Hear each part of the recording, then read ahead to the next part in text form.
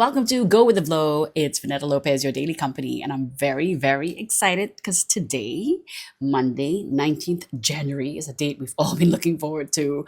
And I say we, meaning the cast and crew of Aunty Lee's Deadly Delights. That's right, it premieres tonight. Oh my gosh, it's been a long time coming. What year are we in? That's how long. 2026, right? We filmed it a lot in 2025. It all began in 2024. So this is a huge, huge day for all of us.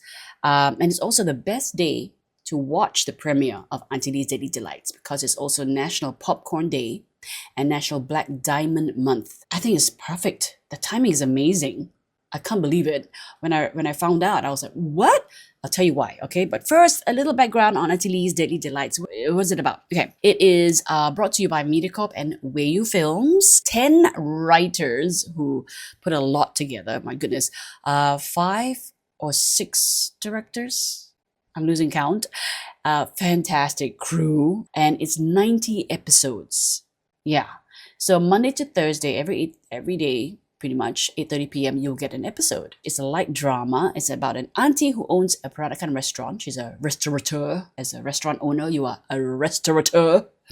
And she ends up helping local police solve crimes around the neighborhood. Yeah, some are pretty serious, some are quite frivolous, but still crime nevertheless, right? And so she, not just her entire ensemble crew as well, end up helping to solve certain crimes, much to the angst of the local crime fighting force, played by Norman Ishak and Alauddin Ali. Who else is in the show? Well, I've got Cheryl Ang, the gorgeous Cheryl Ang, Erica Magikai, with her attitude as Nina. Cheryl Ang plays Yana. And then there's also Rebecca Lim, who plays Cheryl. So it can get quite confusing to have 2 Cheryls on set, you know what I mean? And of course, Pierre Peng, who wants to be your local MP. What's going on there? We shall find out. Also stars Karen Lim, John Lee, and other special guests like Irene Ang once in a while. But it took 9 months to film this show. Yeah, my mom said, ooh, wow, you can consider this your baby, yeah? Yeah. And especially since I put on so much weight. Oh my God. I started off, slightly svelte. Slightly. I wouldn't say a lot, but slightly svelte. But then the food on set was just too good. And I have no control. I have no willpower.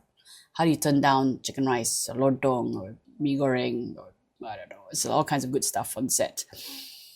I mean, it's not like in Hollywood where, $70,000 alone would be for catering. It's a lot of food. Anyway, so you might notice that the pants were getting tighter and tighter as the episodes went on. But I still managed to get in there. Not necessarily zipped up. Anyway, at that time, I was also doing radio at the same time. So yeah, I would wake up at 4:30 to get to radio for the show from 6 a.m. to 10 a.m. And then from there, I would go straight to the studio and film until 9:30, 10 o'clock at night. Most nights I'm in bed by 11 p.m. and waking up at 4:30 all over again. So on Saturdays, when they give me, I'm not doing radio on Saturdays, right? So I wake up for an 8 o'clock call time. That would be a late start for me. I'm like, wow, so luxurious. Because I'm 4 hours earlier usually. But that was not the reason I left radio, okay? And at that time, I was also going through menopause. Yeah, maybe I was already going through it before that with perimenopause, but I don't know. So I had plantar fasciitis to deal with, or maybe because I was running around in these little flat slippers, which were a bit backache as well. But then again, that could have been, of course, the fact that my mattress was sinking in. Maybe I shouldn't blame menopause. Anyway, but overall, crazy fun to film this show. It was just a really good feeling on set, so I had a lot of fun. The capers we got up to. It's a light drama. You have your dramatic moments, your funny moments. So hope you enjoy the show. Remember, it's on tonight, 8:30 p.m., Channel 5 and Me Watch. In fact, I believe if you are a subscriber of Me Watch, there are 4 episodes already available to watch. Yeah, so if not, then I'll catch you tonight, Channel 5 and also on Me Watch. going back to why I think this is a great way to celebrate National Popcorn Day and also National Black Diamond Month, is because National Popcorn Day, when you think about popcorn, doesn't it make you happy? You're going out for a movie and all that, right?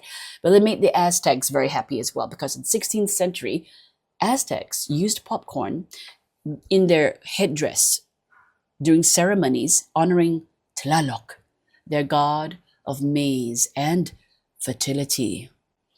So when you eat popcorn, oh no, not that kind of fertility. I think we're talking about harvesting food and all that. Okay, anyway. And the snack was very popular at theaters. I think it was during the Great Depression that a popcorn maker found that it was very cheap to make bulk, right, in popcorn. So you would stand outside theaters and then try to sell it, and it did very well. And people could afford it as well because it was cheap. Theater owners did not like it though, because it's, such a distraction from the films. Why? Your mouth does not do anything, right, when you're watching a movie? So why?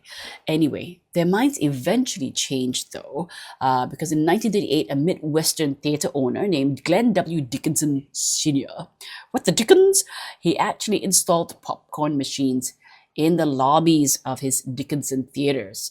And so it's much more, you know what, popcorn, more profitable than the theater tickets. So much so that they decided to create their own corn farms. Yeah, to make their own popcorn.